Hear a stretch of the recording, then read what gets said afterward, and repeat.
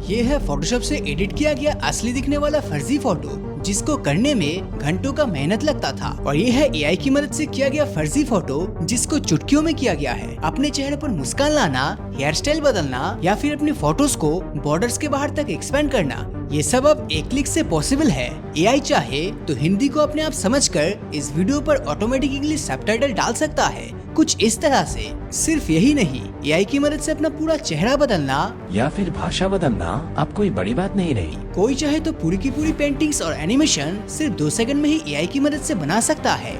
जैसे अगर यहाँ लिखा जाए Lord Hanuman flying in the air ultra HD painting, तो बस कुछ ही सेकंड्स में जबरदस्त ऑप्शंस आ जाता है हनुमान की पेंटिंग्स का। मार्वल जैसी कंपनीज भी एआई का इस्तेमाल करके अपने फिल्म और वेबसाइट्स का एनिमेशन बना रहा है। एआई इतना पावरफुल है कि ये अपने आप ईमेल्स का ऑटोमेटिक रिप्लाई, हेल्थ एडवाइस और यहाँ तक आपका वर्चुअल असिस्टेंट बनकर काम कर सकता है। लेकिन बदकिस्मती से एआई जो हमारा अच्छा दोस्त बन सकता था, आज वो एआई ही एक थ्रेट बनता हुआ दिखाई दे रहा है। साल 2018 में जॉर्डन पील ने बैराक ओबामा का एआई की मदद से एक फेक वीडियो बनाया था, जहां दिखाई दिया ओबामा कुछ ऐसी बातें करते हुए दिखाई दिया जो कभी असल में हुआ ही नहीं था। Killmonger was right. President Trump is a total and complete dipshit. Moving forward, we need to be more vigilant with what we trust from the internet. यहाँ तक यूक्रेनियन प्रेसिडेंट ज़ेलेंस्की का भी कुछ ऐसा ही एआई क्रिएटेड वीडियो शेयर हुआ, जिसमें वो बोल रहा था कि यूक्रेन को रशिया के सामने सरेंडर कर देना चाहिए। Вдвічі не вийшло. Стало тільки гірше, значно гірше. Більше нема ніякого завтра. इसका मतलब किसी भी इंसान का वॉइस चेंज करके Cualquier persona cambiando su voz. यहाँ तक इलॉन मस्क और सुंदर पिचाई ने भी इसके खतरे को लेकर काफी कुछ बता चुके हैं। आर्टिफिशियल इंटेलिजेंस हमारी आपकी जिंदगी को खतरे में डाल सकती है। It's a danger to the public. An intelligent species on the planet Can be very harmful.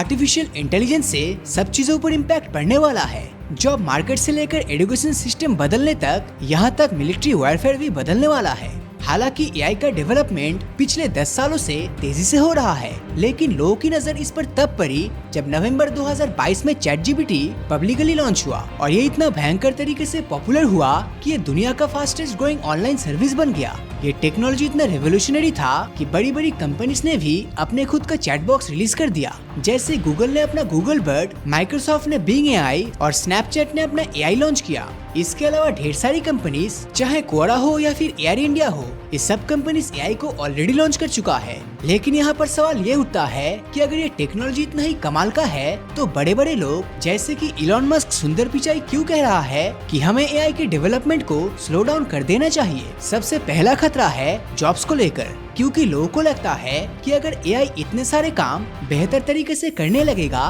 तो बहुत सारे लोगों की नौकरियां चले जाने वाली है। और ये बात पास में साबित भी हो चुका है। जब भी कोई नया टेक्नोलॉजी आया, उसका इम्पैक्ट डायरेक्ट जॉब मार्केट पर पड़ा। जैसे कि जब कंप्यूटर्स या फिर स्मार्टफोन्स आया, तब नोटबुक्स में हिसाब रखने वाले ऑफिसर्स या फिर लैंडलाइन टेलीफोन ऑपरेटर्स की नौकरियां चली गई। वैसे ही इंडस्ट्रियल रोबोट्स आने से असेंबली लाइन के वर्कर्स ने अपनी नौकरियां खो दी। लेकिन आर्टिफिशियल इंटेलिजेंस का खतरा इन सभी टेक्नोलॉजी से बहुत ही ज्यादा है। इसके पीछे 2 कारण है।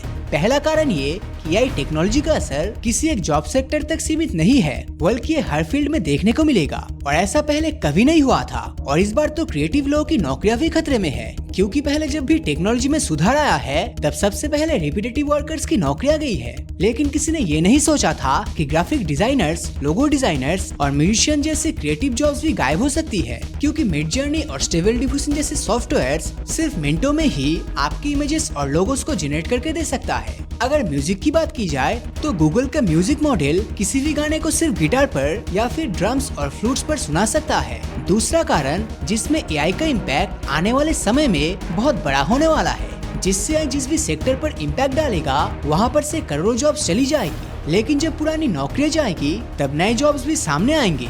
वर्ल्ड इकोनॉमिक फोरम के फ्यूचर ऑफ वर्क रिपोर्ट 2020 के अनुसार 2025 तक 85 मिलियन नौकरियां चली जाएंगी। लेकिन इसी वक्त 97 मिलियन न्यू जॉब्स क्रिएट होगी। इसीलिए ये बोलना सही नहीं होगा कि एआई जॉब्स किलर है, बल्कि ये जॉब कैटेगरी किलर है।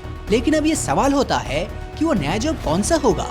तो आपकी जानकारी के लिए बता दूं कि अब फ्यूचर में जो भी नए जॉब्स क्रिएट होंगे, उन सब में आर्टिफिशियल इंटेलिजेंस की स्किल्स को यूज किया जाएगा। एग्जाम्पल के लिए, एआई की वजह से अगर किसी ग्राफिक डिजाइनर की नौकरी जाती है, तो ही दूसरी तरफ एक ऐसे आदमी को नौकरी मिलेगा जो एआई को इंस्ट्रक्शन दे सके कि उसे किस तरह का इमेज चाहिए और वो उस रिजल्ट को चेक करके वापस उसको मॉडिफाई भी कर सके। जॉब मार्केट के बाद अगला बड़ा इम्पैक्ट आर्टिफिशियल इंटेलिजेंस की वजह से हमारे एजुकेशन सिस्टम पर पड़ेगा।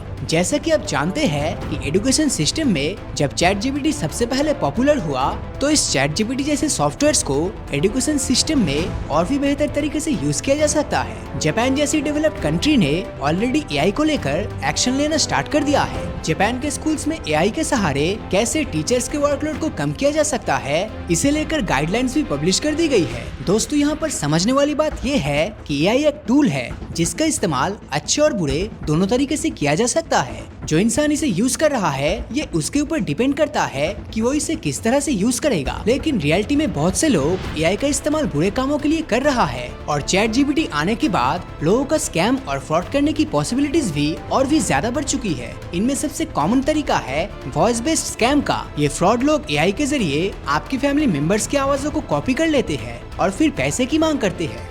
आपको लगता है कि आपका कोई फैमिली मेंबर ही आपसे पैसे मांग रहा है। मैकेफी के रिसर्चर्स ने तो हफ्तों तक रिसर्च किया कि एआई वॉइस क्लोनिंग टूल्स कितना एक्सेसिबल और इजी टू यूज है। इनके मुताबिक मार्केट में हजारों ऐसे एआई टूल्स मिल जाएंगे जो आसानी से यूज किया जा सकता है और सिर्फ 3 सेकंड की ऑडियो के साथ 85% मैच करने वाले ऑडियो क्लोन बनाया जा सकता है। इनके रिसर्च के मुताबिक एआई स्कैम्स के 83% इंडियन विक्टिम्स अपने पैसे खोए हैं और इनमें से आधे से ज्यादा लोगों ने 50,000 से ज्यादा पैसे खोए हैं। ये स्कैम सिर्फ इंडिया में ही नहीं बल्कि पूरी दुनिया में देखने को मिल रहा है। लेकिन इन स्कैम से बचने का एक तरीका है, वो ये है कि जितना जल्दी लोगों में आर्टिफिशियल इंटेलिजेंस को लेकर अवेयरनेस फैलेगी उतना ही कम ये फ्रॉड देखने को मिलेगा। क्योंकि आने वाले वक्त में एआई और भी बड़े पैमाने पर दुनिया को बदलने वाला है।